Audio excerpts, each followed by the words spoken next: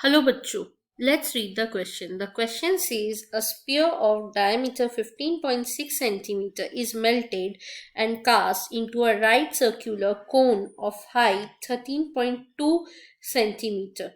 Find the diameter of the base of the cone. We need to find the diameter of the base of the cone. ठीक है, अब हम देखते हैं step by step. First हम लिखते हैं रेडियस ऑफ द स्फीयर. ठीक है, radius of the sphere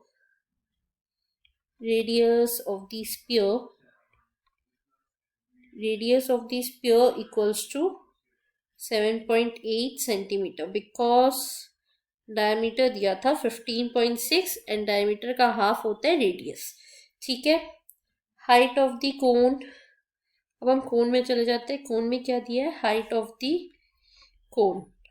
the cone is 31.2 centimetre. Right. अब हम रेडियस ऑफ द कोन को अज्यूम कर लेते हैं. आर वेरिएबल अज्यूम कर लेते हैं. Let the radius of the cone be r centimetre. अब दोनों वॉल्यूम को इक्वेट कर देंगे. तो दोनों वॉल्यूम को इक्वेट करने के लिए पहले लिख लेते हैं यहाँ पे volume of the sphere equals to volume of the cone. Right. Volume of the sphere क्या होता है? 4/3 पाई आर क्यूब. और वॉल्यूम ऑफ द कोन का क्या फॉर्मूला है? 1/3 पाई आर स्क्वायर एच. ठीक है, अब हम आर की वैल्यू बैठा लेते हैं और पाई को ऐसे ही रहने देते हैं क्योंकि पाई दोनों तरफ से फिर डिडक्ट हो जाएगा. तो रेडियस ऑफ द स्फीयर क्या है? 7.8 को क्यूब कर लेंगे और यहाँ पे भी पाई ऐसे ही रहने देंगे. आर यहाँ पे आर रहने देंगे क्योंकि आर हमें निकालना है.